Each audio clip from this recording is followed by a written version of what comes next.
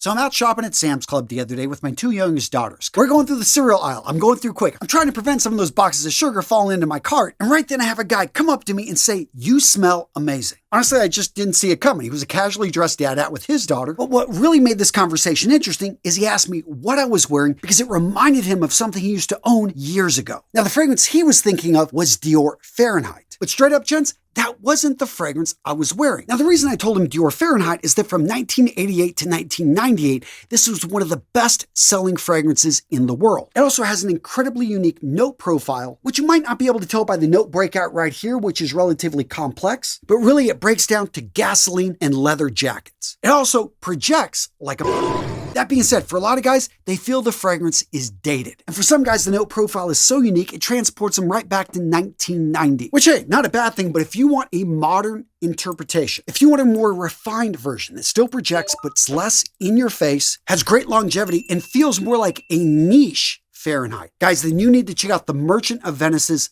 La Fenice. I've worn this fragrance probably a dozen times in the last couple months, and every time I wear it, I seem to get compliments. And a big part of that is people pick it up, it's unique, it stands out. At the same time, it smells modern, not like something that came out of the 1980s. And you can see for the note profile here, we got the violet leaf, orange, apple blossom, ulbanum, in the middle, basil, iris, black pepper, and cloves, and at the base, leather, cedar, and amber. Honestly, gents, just absolutely beautiful, and a great option if you want to upgrade from Dior Fahrenheit. Now, sticking with the house at Dior, let's talk about another masterpiece from that house. We've got Dior Homme Intense. Now, for anyone that knows fragrances, they know that this one right here is incredibly versatile. You can dress it up, you can dress it down. It's not one of Dior's best sellers, but it is considered one of their best fragrances ever. As with the main accords being iris, woods, a bit of powder with earth and aromatic and violet, this floral musk, when you look at the notes, is simple in components, but it's the perfect example of when the sum equal more than the parts. In fact, the only issue with this fragrance is some guys consider it a bit feminine, and it can be difficult to find. Well, if you're looking for a niche alternative,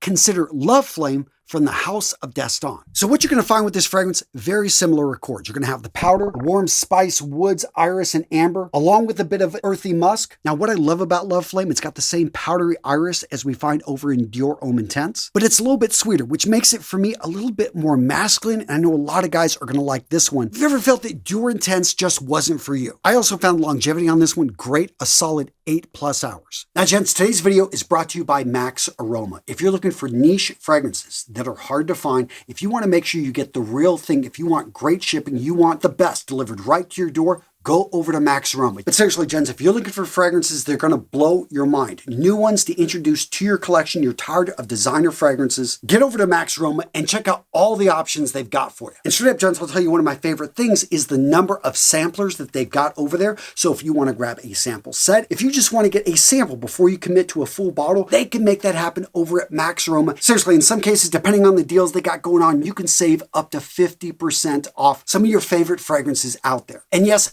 Max Aroma does carry a wide range of fragrances, so if you're looking for something that's a little bit more common, one of the best-selling fragrances out there, Creed Aventus, or the new Creed Aventus Absolute, you can find it over at Max Aroma. And don't forget, gents, if you want to grab any of these fragrances, use that affiliate link. I'll put it down in the description over to Max Aroma, where you can grab pretty much all of these fragrances. Now, speaking of Creed, Aventus needs no introduction. As many of you guys know, this is one of the most popular, best-selling, considered by many people to be the king of fragrances due to its versatility, and just everyone seems to adore it. Everyone seems to love it. Except for the people that don't, because there are a couple notes that a lot of people don't like. The pineapple. A lot of people feel it's way too sweet. And the other note people having an issue with, birch. Birch tar, for some people, they just don't like the smell of it. So if you've ever had an issue like, this is close, but it's not good enough, I wish it was a little bit cleaner, guys, you want to check out City of Jasmine by Algahabra Parfums. Now, the big difference with this fragrance is it's going to be fresh, light, woody, bright with a bit of citrus. This one is absolutely beautiful if you want a cleaner version of Aventus. Now, another option, if you like Creed, is M. Micallef's Royal Vintage. Again, very similar to Creed Aventus, but instead of that pineapple note at the top,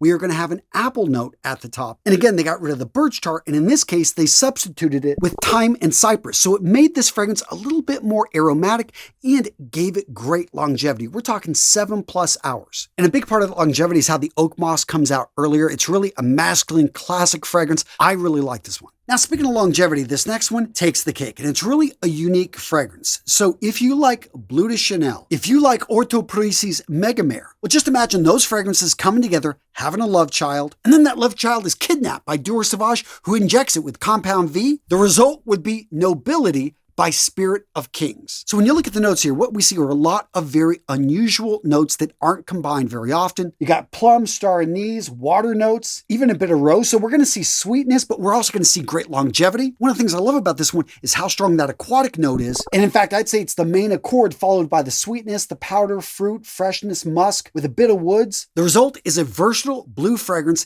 that is incredibly potent. Guys, I'm talking 2 to 3 sprays are going to last you 20 to 24 hours. On some of the clothing that I sprayed this on, a week later, I was smelling it. A sweet aquatic, this is going to blow open the room. Do not overspray this. Don't wear this stuff on an airplane unless you like one close spray to the body. Yeah, that's about it. Probably at least a few hours before the flight. But gents, if you heed those warnings, this fragrance is a pleasure to wear. Uplifting, bright, beautiful, and the bottle is absolutely amazing. Now, speaking of aquatics, as many of you guys know, one of my favorite designer aquatics is simply Aqua Di Gio Profondo. The oceanic notes, very strong. It's got great longevity, but it is a bit generic. What if you want something deeper? What if you want something richer that still has a little bit that Aqua Di Gio, maybe even the Profumo type of feel? Well, gentlemen, in that case, check out Serjoff's 40 knots. Rich, creamy, spicy, yet bright and fresh. The notes on this fragrance, relatively simple. Woods, cedar, salt, seawater with green notes. But that combination, absolute elegance. The woods dominate and they give it a deep richness. This is a creamy woods, not a dry woods. Those green notes last the entire life of the fragrance, which is pretty darn good. We're talking 8+ hours easy. So for me, this is one of those fragrances that just screams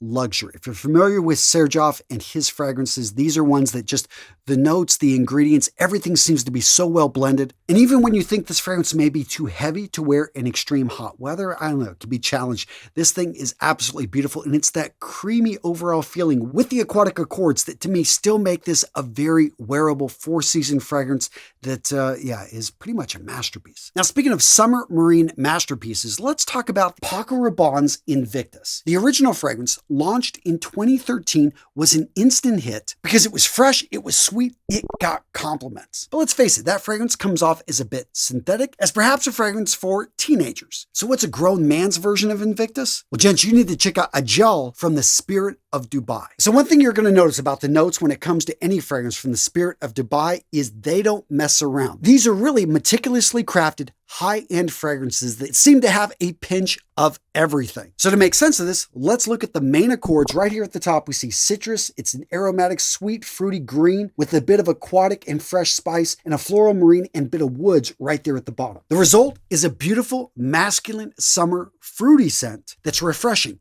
yet sensual. This thing is going to get you compliments. It's going to project. Yeah, if you want a complex, fruity floral that pretty much has a touch of everything, this is the fragrance that you want to try. Yeah, this is definitely a huge step up from Invictus. They're not even in the same category, but if you did like Invictus, a decade ago, now you go try this thing, man. You are going to love this one. Next up, let's talk about Tom Ford's Tobacco Vanilla, one of his most polarizing fragrances. The first time I smelled this, I can remember I just loved it, or I thought I did, and I oversprayed it. I pretty much got kicked out of a car. But seriously, it's a bit harsh. It's a bit too much for some people. So if you're looking for a tobacco vanilla combination that actually is with a sweeter tobacco, guys, I want you to check out Tobacco Flirting with Vanilla. Now, this fragrance from the house of Mebisu, for me, replaced Tobacco Vanilla, which I always found a little bit harsh. I really wanted to love it. It was a fragrance I latched to early on, but this one made it easy to move on. And speaking of moving on, another fragrance that's definitely in my top 5 all time, we've got Parfums de Marly Carlisle. There's a number of reasons I like this. The sweetness. It wasn't the tobacco, but there definitely is tobacco in it. And the fragrance I'm going to recommend, if you've got this one, but you want something a little bit different, you want something perhaps is a little bit less sweet, well, if that's you, then you need to check out Algahabla's Jamaican Tobacco. If you like Mancera's red tobacco, you're going to love this one because the quality is leveled up. Nothing against Mancera, but this one blows it out of the water. And again, compared to Carlisle, I find this warmer, drier with a stronger tobacco note. So if anything, for a lot of you guys, this is going to come off as more masculine. What to watch next, guys? I got you covered right here. Go check it out. How to actually wear fragrances without overpowering, without choking people out. Guys, I got you covered right here. Come on, I want to make sure that you know how to wear your fragrances correctly. I've got the tutorial, boom, right there. Go check it out.